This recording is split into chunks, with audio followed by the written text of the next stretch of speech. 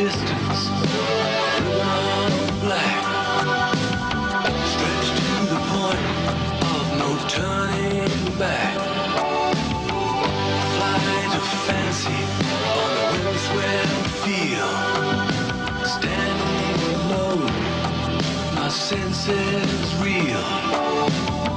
Fatal attraction is holding me fast. How can I escape its irresistible grasp? Can't keep my eyes from the setting sky. Tongue-tied, twisted, just an earthbound distant eye. In this edition of GATV, we'll begin this year's coverage of the 2012 SunNFun Fly-In in Lakeland, Florida. And we'll get some flight training tips from the instructors at Ocean Helicopters and North County Flight Training. Finally, we check in with Master CFI Jim Alsop for this segment of Hangar Talk. All right, you are go. Are we seeing the Earth? You got it. Are we seeing the Earth now? You got it. Are we seeing the Earth? You got it. Are we seeing the Earth now? All right, you are go. Have you ever watched a small plane passing overhead and wondered what it'd be like to fly? Well, here's your chance. North County Flight Training can start you on your way to becoming a pilot, or even take you further into a career as a commercial pilot with their flight training from private through ATP. For those days when Mother Nature doesn't cooperate, North County Flight Training has a full motion flight simulator where you can log time and practice maneuvers in a safe, controlled environment. If you're already a pilot, North County Flight Training rents their fleet of aircraft starting at as little as $85 an hour including fuel. And because they're affiliated with Aircraft Maintenance Specialist, who is the area's Cessna Authorized Service Center, you're going to rent the cleanest, most well-maintained aircraft available. Their Discovery flights are only $99 and make a great gift. For more information, call 561-694-9282 or log on to northcountyflight.com. GATV Online's website is devoted entirely to general aviation. Not only can you watch each episode of GATV 24/7, but GATV Online can be your one-stop for all of your aviation needs. Like our flight planning page, where you can check the weather, plan your flight, and even file your flight plan. And the Flying Resources page gives you quick access to many other aviation websites. There are other pages that cover upcoming events, tell more about the GATV crew, plus please check out our sponsors links page, whose support makes GATV and GATV Online possible. New to our website is our flight training page, with loads of information about becoming a private pilot or a sport pilot, including links for flight instruction and ground school. We always like to hear from our viewers, so drop us an email with any comments or suggestions. That's GATV and GATVonline.com. The numbers are in, and this year's SunNFun event in Lakeland, Florida drew record crowds. This was our 5th year to cover the event, which has now become known as Spring Break for pilots. We decided to do something a little different this year in camp for the entire event. It let us see a whole different side of the show we'd never experienced before. The EAA plays a big part in SunNFun, so experimental pilots are right at home here. Whether you're looking for that hard-to-find part or something really unusual. Not all aircraft were flown in, and you just might be able to drive home with the plane of your dreams. If you've never attended a SunNFun, mark your calendar for next year. You don't want to miss it. You know, in 4 seasons of filming GATV, we run across a lot of items that people send to us to test out. Some of them are nice, some of them not so great. One of the really cool things that we did find was Brightline bags. About 2 years ago, we were introduced to it. Thought that we might want to try it out. It's a lot smaller flight bag. We fly in a lot of different aircraft, and some of them are very cramped. Everyone starts off with a great big flight bag, and that's what I think most pilots do. As we looked at the new Brightline bag, I was amazed because all the stuff that is in our great big bag fit into this smaller bag. And not only did it fit, when I got done transferring everything, I even had room to spare. Everything has its own pocket, its own place. So much easier to find items now instead of being lost in this great big flight bag. We're here at SunNFun, and we're back at Brightline looking at their new products, and now they've even enhanced their older bag, and now they've got more accessories. You can almost like custom build the bag to fit what you want. So we'll get with Ross, who'll tell us more about their new product. I'm Ross Bishop, president of Brightline Bags, and we're going to show you the new stuff. And it did start with the original Brightline bag, and we've been selling this for 4 years. It's the most popular flight bag in the country. We've got pilots in 65 countries using this bag now. But we took pilot suggestions from this bag and we enhanced it into an entire system called the Flex System. So here's the Flex System, and at first glance it looks very similar.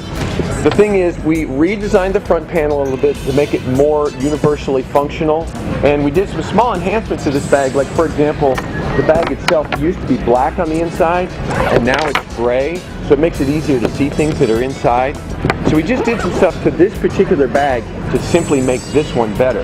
But then we got a lot of feedback from users for quite a while that we then started to make changes to this bag, and we created the Flex System. The first thing that happened, we had customers saying, I love this bag, I fly with it all the time, but it's full, but some flights and some situations I need to carry a little bit more than what's in here. The bag has always been able to zip into 2 bags. So what we did was, we just started making new modules. So the first module is just a 5-inch center section.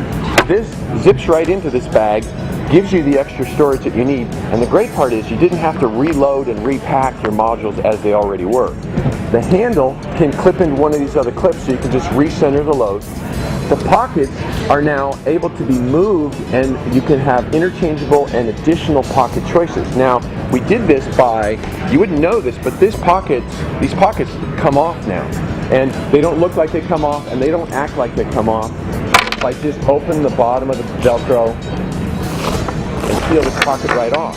So now we have a series of pockets that let you pick and choose your pocket. You just slip this back in, lay it down, and close it up. So that gave us a lot more opportunities for storage on the outside of the bag as well. So then we had more customers who said, all right, I like the original bag again, and what I need to do is I need to go and carry a lot more stuff. I need to go away for several days on a trip and keep my pilot gear. So we created the 11-inch center section. So this allows you to take a whole bunch more stuff and again keep your original pilot supplies organized the way they were. The handle comes off, turns 90 degrees, and clips into the buckles that are here. So it's like a duffel bag now. A lot more places for pockets, and it's just a really large container for a lot more gear, clothing, and so on. So then we'll go back again. We had a lot of customers said, I love the bag and it's full, and all I need to do is add my laptop. So we made another module simply for the laptop.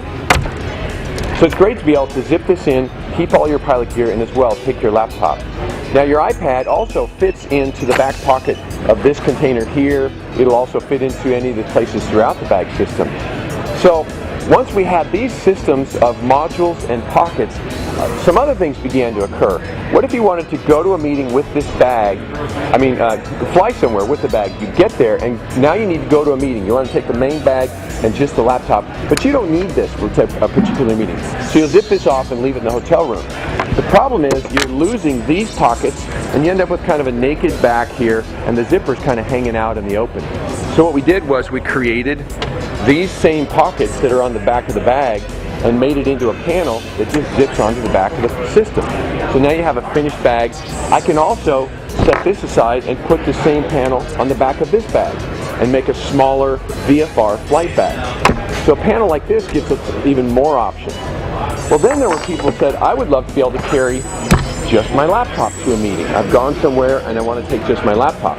So I can take this module off, but now I'm losing all these great pockets, and this is where my mouse, and my cords, and my cables, and my digital camera, and my wallet, and my cell phone, and my car keys are all up here.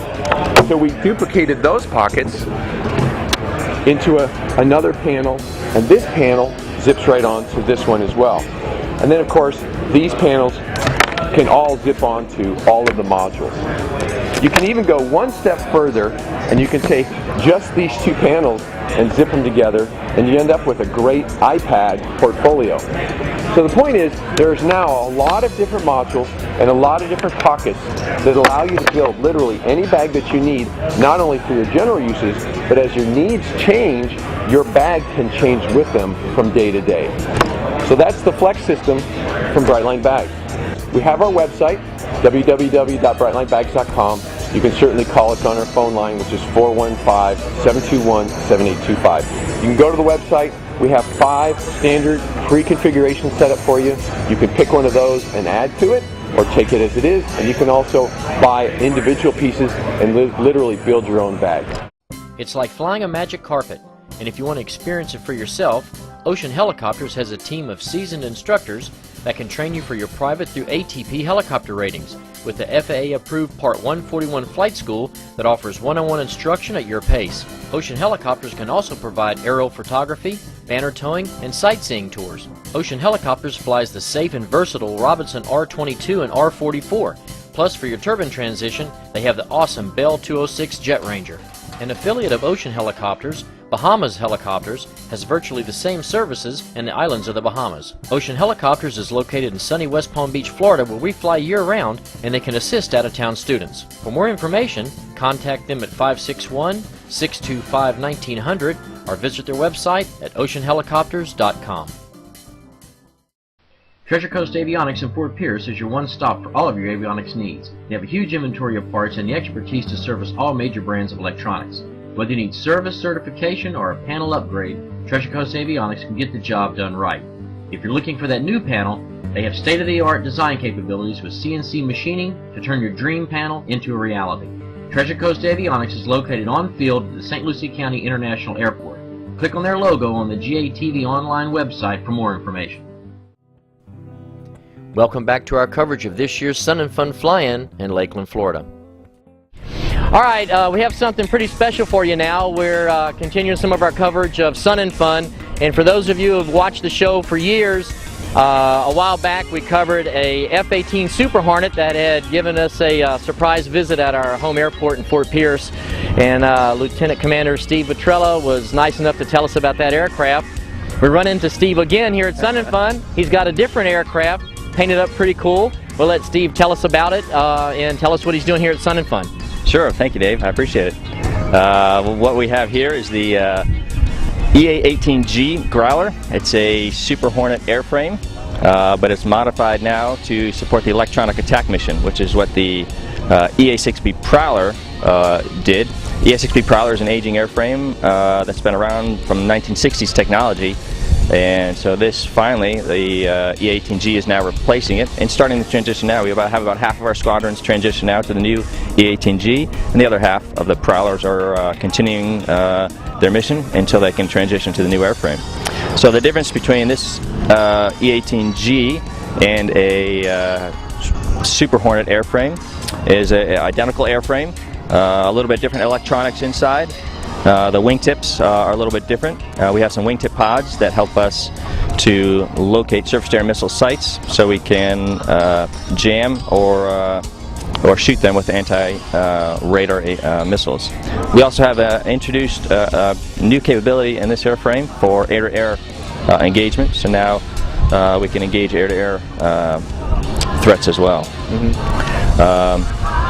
SunNFun is always something near and dear to my heart. I came here as a kid when I was just in high school and in freshman year in college before I even thought about the Navy or even knew what that was about. So it's exciting to finally get back here into SunNFun and share this with you guys. So I appreciate it. Thank you very much. Oh, very good. Well, we appreciate your service and everything that you guys do for us and the sacrifice that you make with your family and stuff like that. And you're flying one of the most lethal aircraft ever known. Obviously, you've been on and off a lot of carriers, is that right? Yes, absolutely. Okay, so you go to something like this. What did you start flying? What was your very first aircraft you've ever flown? The very first aircraft I ever flew was a Challenger 2 ultralight. An acquaintance of mine, Eric Ingram, was a soccer coach when I was a soccer referee, so I knew him, and he knew I was interested in aviation, and I knew he was building an airplane. Anyway, he saw it in the newspaper, and he gave me a call and said, "Steve, I hear you're trying to buy an airplane. Why don't you come out to our club and learn how to do it the right way, and come meet some of the guys at the local club." So I did that, and Eric took me out on my first flight in an ultralight airplane about a couple weeks later, and here I am flying naval aircraft off carriers. So I owe quite a bit to him. Wow. That's pretty cool. So it just goes to show you that no matter what type of aircraft it is, as long as you're flying something and you're in the air, you can see what kind of impact it can have. So if you own an aircraft, if you're in an aircraft, if you're flying and you're a pilot, take other people flying. It can have a positive effect, like obviously it did on Steve, and now here he is, and he's returning the favor by protecting us and letting us sleep sound every night, and we really appreciate your help. We really do. Thank you so much. My honor. All right, here we are at SunNFun, and we're back with the SPA, which is the Seaplane Pilots Association. I was in this chair about a year ago and met Steve, who is the executive director of the Seaplane Pilots Association. He told me about learning how to fly seaplanes, and I thought, well, that might be kind of cool. I'll go try it. And I did, and he was hooked. Best thing you'll ever do. Even though if you don't own a seaplane, it's great rating you'll get. It'll make you a better pilot. It's been a great influence on my life. I've talked to other pilots that have done the same thing. What a great organization. Steve, tell us about the SPA. Well, the Seaplane Pilots Association is really excited because this year we're celebrating our 40th year anniversary, and you can see some of the products up in the back of the booth here. But 40 years ago this year, David Quam and founded the Seaplane Pilots Association in Little Ferry, New Jersey. And that was the beginning of the real advocacy efforts to keep waterways open here in the United States. And so that's really what your push is. It's to bring seaplane pilots together and give them one voice.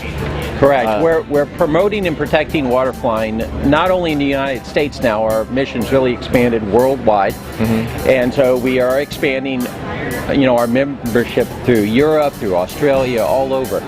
And what we're out there doing is we, of course, put out Water Flying magazine, and then I go out and work with the decision makers, both at a federal, local, and state level, and we go out and do positive, interactive advocacy.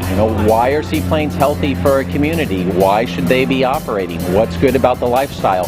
What do they represent to pilots? Increasing their stick and rudder skills, as you found out in the J3. Exactly, right. All of these things, we have a wonderful proposition for seaplanes. It's a wonderful way of life. It increases your pilot skills, and it brings positive economic benefit to the communities that we fly into. Right. So even if you're not going to ever own a seaplane, just getting the rating and learning about flying seaplanes and how to read the wind on the water, I think it makes you a better pilot for sure. I've experienced it firsthand. It just sharpens your skills that sometimes get lost in all the glass and all the other whiz-bang gizmo stuff that's out there right now. It's just back to basic flying. Yeah, one of the things that really concerns me is we look at the young kids coming up that are, doing their career track pilot programs.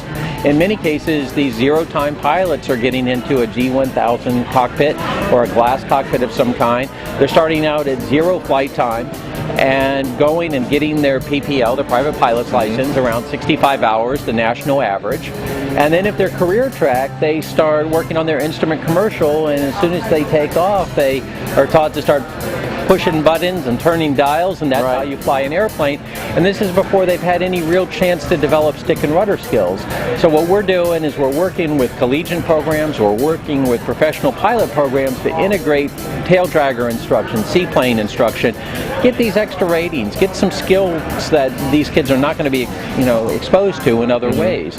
So we want to get them out in a J3 club as you did, where there's not a lot of instruments, where they have to kind of feel the airplane. They get down low to the ground, and it's going to give them a level of training that they're not going to get in their class environment. Yeah. Now, anyone who's watching this obviously is looking at this beautiful water behind us. Let's talk a little bit about a trip that's coming up to the Bahamas.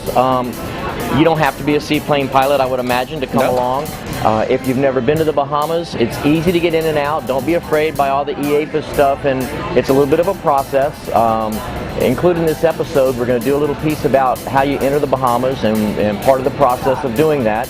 And I don't think you'd have a problem with other G8 pilots maybe following along and bringing their land-based aircraft and coming along for the weekend. Yeah, what we're doing is May 18th, 19th, and 20th. We're going to go out to Bimini. Land pilots or people that don't have a seaplane or don't want to land in salt water, it's no problem. They can go down to South Bimini, land on the runway. We're going to do a coordinated flight out there so everyone's safe, and anyone that hasn't flown over water or flown to the Bahamas, we're going to give them tons of support in doing that. And then Bimini Bay Resort is actually hosting us. They're going to give us a discounted rate. They're going to throw us a reception on Friday night. We're going to have Harry Shannon from Amphibians Plus doing a saltwater maintenance talk, describing what kind of maintenance is involved when you fly a Cessna 206 on the saltwater. Right. So it's going to be a fun, there's going to be diving, there's going to be fishing opportunities, there's going to be hanging out with a lot of wonderful pilots. So we're going to have a great splash in out there. If you happen to fly your float plane in, you can pull up on the old Chalks ramp, which is kind of historical. Not only did Chalks operate there, but the final scene of Silence and the Lambs was shot there at the Chalks ramp as well. So we're going to have a great event, and we're, the Hamian Tourism Council has been working with us on it.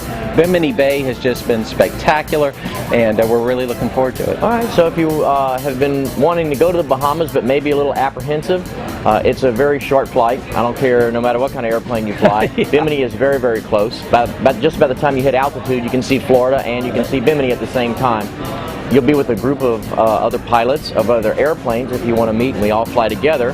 And so if it's something you want to do, this might be a great opportunity to learn how to get back and forth to the islands, and it is very easy. Yeah. Give us some contact information for a pilot that wants to come along. Well, the best thing to do is contact myself, Steve, at seaplanes.org, and you can also go on our website, seaplanes.org.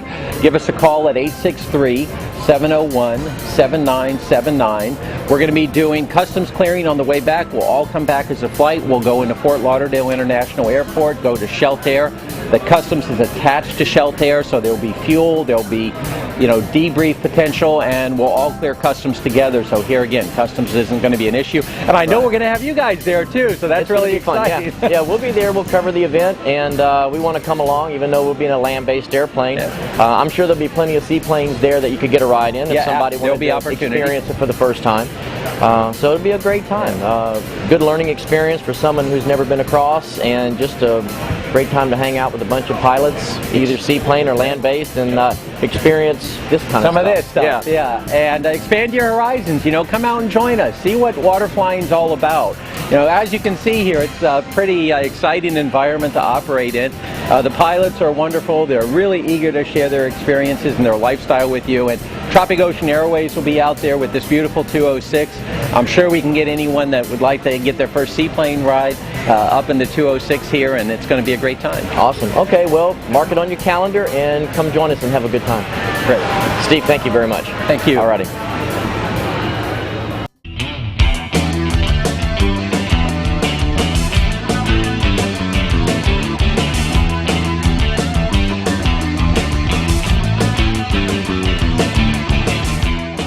At North County Flight Training, we are an FAA Part 141 approved flight school. What does that mean to the general person out there learning to fly? Number one, it allows us to reduce the number of hours required to get your license, especially the instrument rating, where it's you don't need the 50 hours cross-country time as a prerequisite to start the training. Also, as a 141 school, during the certification process and ongoing with the FAA, they routinely come in and inspect our aircraft and go through very thorough aircraft. So we've got good quality aircraft being well maintained, as we're open to FAA inspection anytime they want to come in and take a look at the aircraft. We at Ocean Helicopters train our students to all levels of commercial operations. Some of the things that we train our students for is going out and doing different type of long line or types of utility work. This aircraft is here. They're friends of ours that are here visiting from up in the Northeast doing power line patrol. They use the Hughes 500 or the McDonnell Douglas 500 as they're known by now. This aircraft is what's used for different types of commercial or utility work where guys will go out and actually have a platform between the skids, have somebody sitting outside the aircraft and hover right up next to a power line and have somebody sitting there doing power line repairs. So they use the McDonnell Douglas 500 for that because it's a very maneuverable aircraft. So as you're trained to become a commercial pilot, these are some of the opportunities that you'll have as you build up your time and your experience. Whether you fly VFR or IFR, proper flight planning and having up-to-date charts on board are essential to safe flight. TriNav Flight Planning Atlas and Charts combines all of these features in one convenient bound atlas. Developed by aviation legend Howie Keefe, he needed a better system for crisscrossing the U.S., setting records and flying in the Reno air races in his P-51 Miss America. You would need all of these charts just to cover the same area of one TriNav atlas, and instead of throwing them away every 6 months, the TriNav charts are good for 1 full year with free updates. To plan a VFR or IFR flight, you would have to reference many different sources, but one TriNav flight planning atlas has all of the information you need. Divided into 3 sections, north, south, and west, each TriNav atlas covers a large area for those long cross-country trips, while also containing detailed local information not found in any other charts, like a Rand-McNally road map, a cross-country planning chart, miles between airports, radio frequencies of all towered airports, a topographical map of the U.S., and a convenient legend.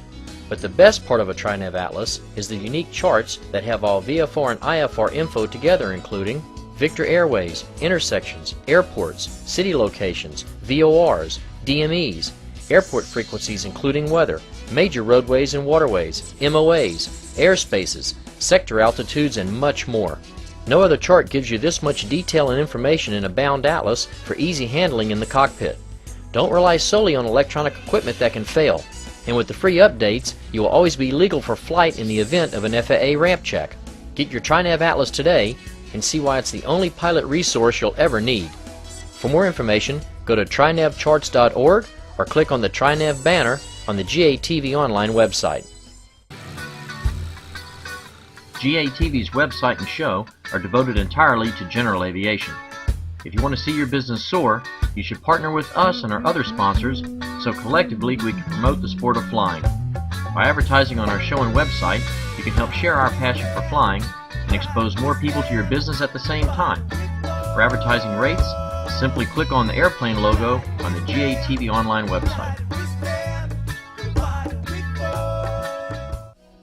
Now let's check in with Master CFI Jim Alsop for this segment of Hangar Talk.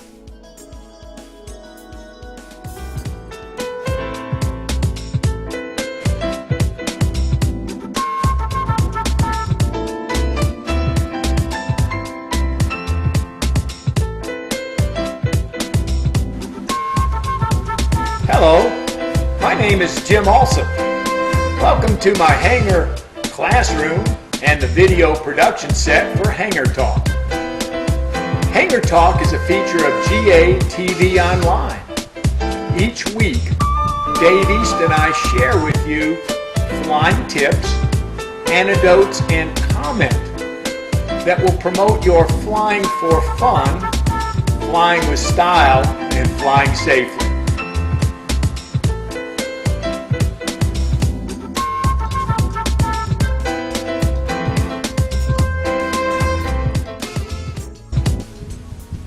Hangar Talk aims to promote tips for improving flying skills and safety issues, along with a dose of interesting flying anecdotes. Hangar Talk has been a regular feature on GATV Online since 2010. That is a lot of episodes. Each week, as I select fresh material to talk about, I tend to discount subjects on which I have previously spoken. That is a mistake. Important safety issues cannot be overstated. So, each month, I will revisit a Hangar Talk episode from the oldie but goodie vault, because safety is never out of style.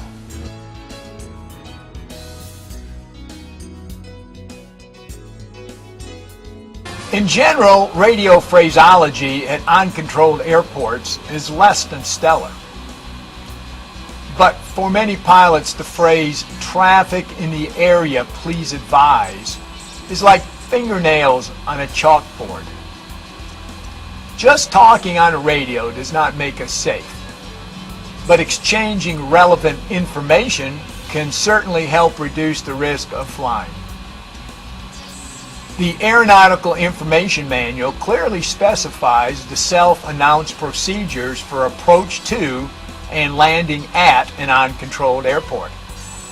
At approximately 10 miles out, a pilot should transmit a position and intention report. An example of a proper radio call would sound like this. North County traffic, Cirrus X-ray, X-ray, 10 miles west, southwest, 2,000 feet, landing North County. The Aeronautical Information Manual, Chapter 4, Section 1-9, Paragraph G. Traffic in the area, please advise, is not a recognized self-announced position and/or intention phrase, and should not be used under any condition. Proper radio etiquette requires that pilots listen before making a transmission. Upon listening, the pilot hears numerous pattern position reports and will be advised of the current traffic situation at the airport. There is no need to request an advisory. Maybe traffic is slack during the time an airplane is on the 10-mile approach. No traffic pattern position reports are given during this time. There is still no need to say traffic in the area, please advise. Upon hearing a 10-mile position and intention report, any other pilots in the airport vicinity would respond with a proper position report in due time. When a new airplane is joining the traffic at an uncontrolled airport, respectful pilots will make their positions known to the newcomer. Asking that any pilots in the area please advise ignores the proposition that pilots in the area are making position reports. And it highlights the proposition that the pilot making the advisory request is not listening. The first commandment of proper communication is, "Thou shalt listen first." Another argument against using the phrase "traffic in the area, please advise" is this. Consider that the other 6 pilots within the airport environment actually answered you. Talk about a transmission getting walked on. Responsible pilots work at the skills that make us better airmen. A good pilot never stops learning. Learn proper radio procedure and phraseology. Practice proper communications and make good radio transmissions your habit. Good habits help keep you safe. Good habits earn the respect of other pilots. Please do not say "traffic in the area, please advise." Dave East and I hope you enjoyed this edition of Hangar Talk, and we look forward to our next time together. Thanks for watching, and if you like the show, please tell your friends. Until next time, this is Jim Alsop reminding you to have fun, fly high, and keep the blue on top.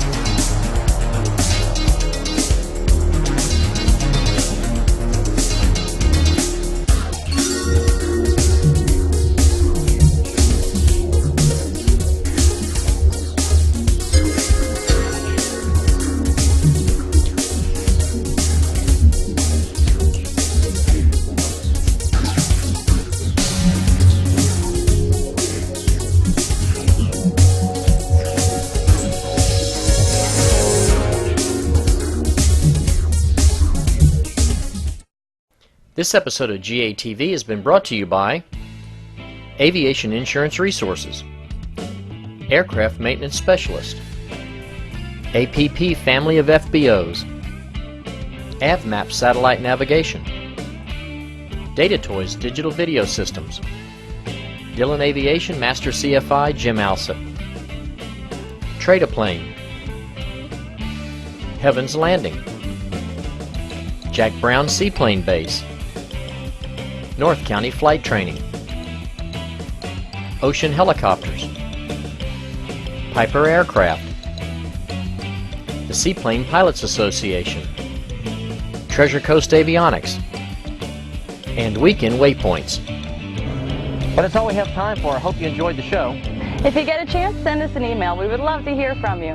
And if you're not a pilot, go take a discovery flight. You'll be glad you did. I know I am. But if you are a pilot, take a kid flying. Fly safe.